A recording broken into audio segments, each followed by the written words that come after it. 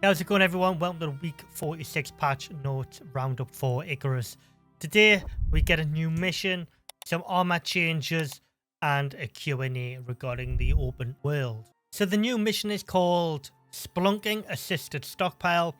This is geared towards new players cave diving to get ores.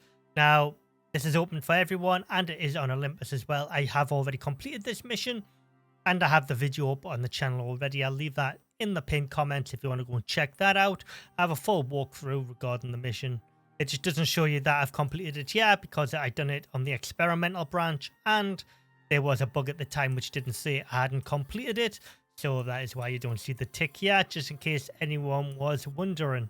So the devs go on to say, this week we're introducing a second phase of our armor changes and improvements, addressing durability and resistance on how armors are dealt, damage alongside characters. Our goal here has been to simplify the structure of their system in a way that allows the scalability and better tiering of armors and more situations to use them in. We've also gone through 250 tickets with some community members and addressed a few that were quick and important wins for the game. At the bottom, we have also included a briefing for your new mission, Spelunking Assisted Stockpile, and a Q&A for the up-and-coming open world game mode.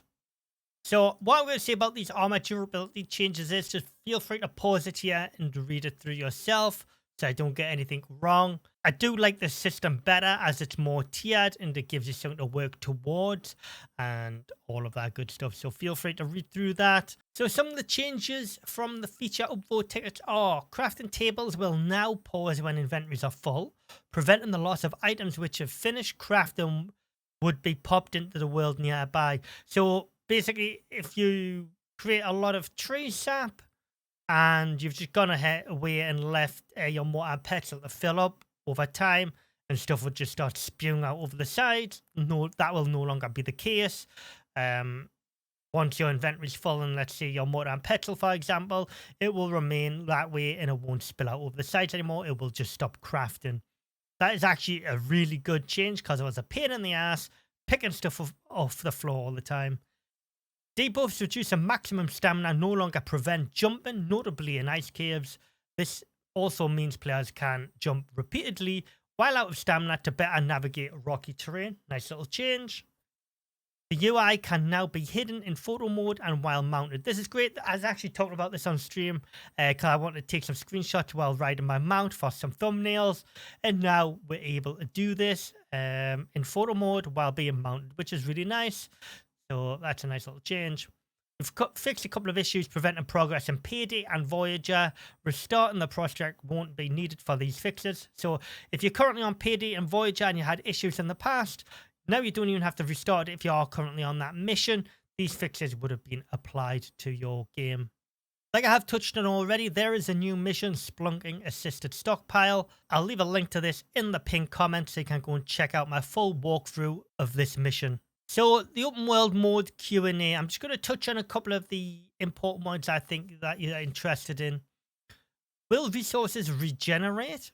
Resources in open world will not regenerate at this time. However, this isn't set in stone and expect this in future in a different format than Outpost currently do. Now, in my opinion, if you're going to have an open world survival game mode, you need to have resources to regenerate with that mode pretty much day one. Just like for Conan Exiles, for example, you know what I mean? You have open world, you have resources that regenerate every like day tick or something like that.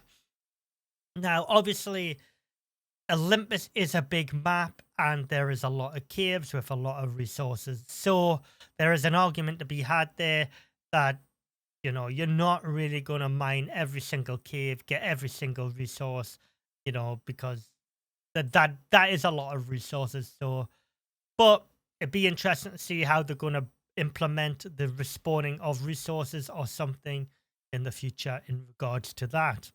Can I earn exotics in open world mode? No, exotics will not spawn in open world currently, and I hope it stays like that. I think missions should be the only way to get them in its current form. Can you choose your landing zone in open world mode? Yes, you'll be able to choose from an array of available landing zones when dropping in, so you don't have to have as far to travel to your chosen building location. So basically, there's going to be some predetermined locations by the sounds of that, and you're going to be able to land at one of them predetermined locations. Now, ever since the announcement of the Olympus being removed as an outpost, I've been getting asked this quite often. Why? Now, this answers it for us. Why didn't you leave Olympus as an outpost? We want Outpost to be a controlled sandbox environment with respawning resources where players can test and create builds.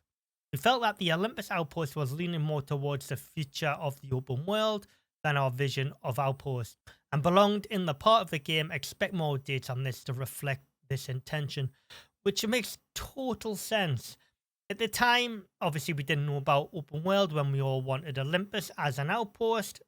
We ended up getting Olympus as an outpost, but now the game's progressing now. We're now going to get Olympus as the open world map, which is nice. And lastly, this is the one that I've wanted to cover. How are open world and missions related and on their plans for it? Currently, open world and instant missions are separate, but your character can switch between the two. For now, if you run a mission on a map, you won't see any buildings from your open world session. That might give you an unfair advantage in some missions. However, in future, we have plans to tie these modes more closely together, allowing a seamless experience between the two. Okay, that's fair enough. I would like to see some lore behind this. Why did we have to go to the space station to pick our missions, but now we can do them on the planet? I hope they can tie some lore into that, or like a reasoning behind it, or something like that as well. And just a couple little fixes I want to cover here as well. They've tweaked the chat box for readability. Now, I hope this also will go for the mission text on the left-hand side of your screen when you're doing a lengthy mission. And it can be like a bit full on the left-hand side of the screen. Sometimes you can't read the text on the background of the in-game, and you kind of have to turn your screen so like your character sometimes so you can actually read all of the text. I hope they change that in the future as well, because I find that personally difficult to read that text sometimes. So yeah, that's good. Also, they are removing 15 gigabyte of unused assets as well. So yeah, and a whole bunch of other fixes as well. It's been a short update video for you guys this week, but I only can show you what we get given in the patch notes. Check out my video for the assisted stockpile mission, which got added this week, down in the pinned comments. My full walkthrough video is there. Let me know what you've thought of this patch down in the comments. As always, leave a like on the video, subscribe to the channel if you're new around here. If you do want to support me, you can head on over to my Ko-Fi page. The link is on the screen now, and you can go and check that out, or it's in the description.